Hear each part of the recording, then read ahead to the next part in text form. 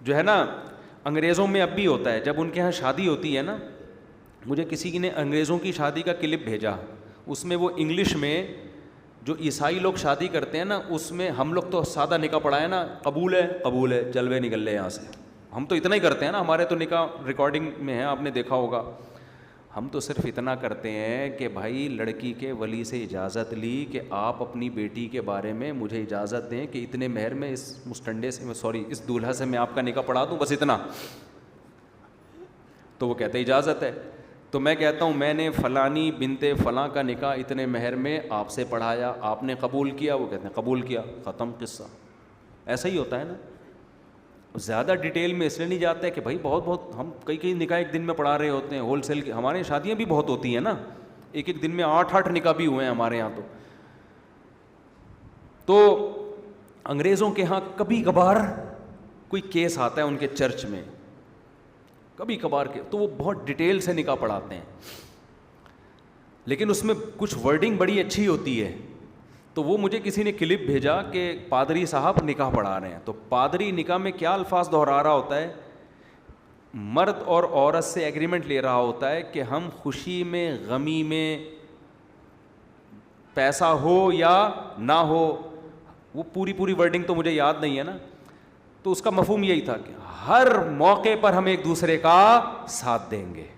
میں نے کہا یار ورڈنگ بڑی خاندانی ہے, تو میں سوچ رہا ہوں کہ نا یہ ورڈنگ ہم اردو میں ترجمہ کرا کے اب ایسے قبولوایا کریں, صحیح ہے نا, کیونکہ آج کل نکاح تو بہت ہو رہے ہیں لیکن طلاقیں بھی ماشاءاللہ ہول سیل کے حساب سے ہو رہی ہیں.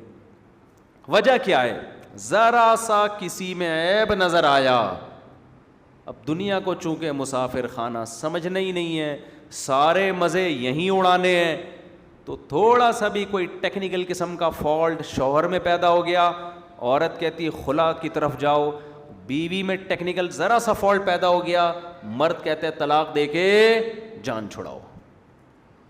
میں سمجھا پا رہا ہوں اپنی بات؟ کیوں؟ جب سارے مزے ہی اڑانے ہیں تو یار بیوی شادی ہو گئی, پتہ چلا جی اس میں کوئی بیماری ہے یا اولاد نہیں ہو سکتی اس کے, طلاقیں پہلے نہیں دیتے تھے لوگ طلاق, بھائی اولاد ہے نہیں یہ تو اللہ کی طرف سے, بانجھ ہے ساری زندگی نبھا کریں گے, کوئی مسئلہ نہیں ہے. اب لوگ میرے پاس آ رہے ہوتے ہیں, یار ہماری بیوی کی اولاد نہیں ہو رہی, 4 سال ہو گئے 5 سال ہو گئے, طلاق دینا چاہتا ہوں. میں کہتا ہوں یار ایک تو بیچاری کی اولاد نہیں ہو رہی, اس کا غم ہے, اوپر سے طلاق کا دھبا لگے گا, ڈبل غم نہیں ہو جائے گا؟ اور ویسے بھی اللہ نے اجازت دی ایک اور کر لو, کہہ رہے نہیں ایک اور کے حقوق اور وہ خرچہ اور وہ ڈبل, ابے کر لے, اللہ مدد کرے گا یار تیری, وہ بھی تو کسی کی بیٹی ہے نا. تو مرد کا ظرف بھی کیا ہو گیا, کم. کیوں؟ سارے مزے یہیں اڑانے ہیں, صبر تو ہے ہی نہیں کہ یار کچھ آخرت کے لیے کر لو. اور عورت نے جس دن دیکھا میاں صاحب کی جیب ہلکی ہونا شروع ہو گئی, وہ بھی مارکیٹ سے شارٹ, میرے میاں کماتا ہی نہیں ہے, پیسے ہی نہیں ہے. بھائی جب شادی ہوئی تھی کماتا تھا نا, ہاں اس وقت کماتا تھا, اب بیچارے کی تقدیر یار, کاروبار کبھی اوپر ہوتا ہے کبھی نیچے ہوتا ہے. اب عادت انہی چسکوں کی لگ گئی تھی عورت کو, وہی کباب پراٹھوں کی. اب میاں کی جاب گئی تو تھوڑے دن صبر کرے گی, اس کے بعد مارکیٹ سے شارٹ, کھلا. تو مجھے وہ انگریز کا بڑا اچھا, پادری کا نا بڑا اچھا بیان لگا کہ وہ ان سے معاہدہ کروا رہے میاں بیوی سے کہ خوشی میں غم میں پیسے ہوں یا نہ ہوں ایک دوسرے کا ساتھ دینا ہے. میں نے کہا چلو کچھ تو خاندانی بات کی نا. اصل میں ہم جو عربی میں کہہ رہے ہوتے ہیں نا, نکاح پڑھا رہے ہوتے ہیں, اس میں ساری چیزیں آ رہی ہوتی ہیں, لیکن وہ عربی میں ہے نا, خطبے میں جو خطبہ ہم پڑھتے ہیں نا اس میں یہ سب کچھ آ رہا ہوتا ہے. یا ایھا الذین آمنوا اتقوا اللہ وقولوا قولا سدیدا, یہ خطبہ پڑھا جاتا ہے. اے ایمان والو, قرآن کی آیت ہے, اللہ سے ڈرو, صحیح بات کیا کرو. تو مجھے لگ رہا ہوتا ہے اگر میں اس کا ترجمہ کرا دوں نا تو دولہا ابھی سے بولے گا ہم نے تو صحیح بات کرتے تو رشتہ ہی نہیں طے ہوتا. اگر ہم صحیح بات کر دیتے, سب بتا دیتے تو ہاتھ پاؤں کٹوا دیتے. نہ صحیح بات اس نے کی ہوتی ہے نہ لڑکی والوں نے صحیح بات, دونوں ٹوپیاں کرا رہے ہوتے ہیں.